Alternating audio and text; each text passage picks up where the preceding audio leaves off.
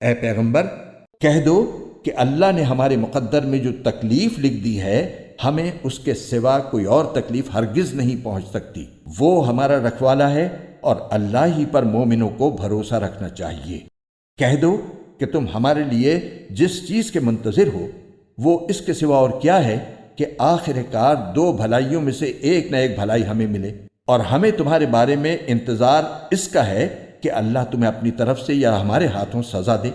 بس اب انتظار کرو، ہم بھی تمہارے ساتھ منتظر ہیں۔ کہہ دو کہ تم اپنا مال چاہے خوشی خوشی چندے میں دو یا بددلی سے، وہ تم سے ہرگز قبول نہیں کیا جائے گا۔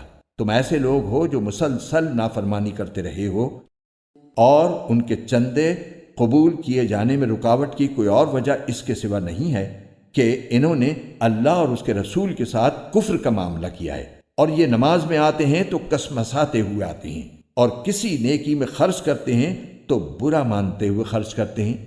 تمہیں ان کے مال اور اولاد کی کثرت سے تعجب نہیں ہونا چاہیے۔ اللہ تو یہ چاہتا ہے کہ انہی چیزوں سے ان کو دنیاوی زندگی میں عذاب دے اور ان کی جان بھی کفر ہی کی حالت میں نکلے۔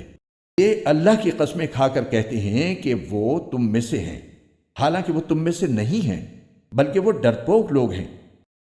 اگر ان کو کوئی پناہ گاہ مل جاتی یا کسی قسم کے غار مل جاتے یا گھس بیٹھنے کی اور کوئی جگہ، تو یہ بے لگام بھاگ کر ادھر ہی کا رخ کر لیتے۔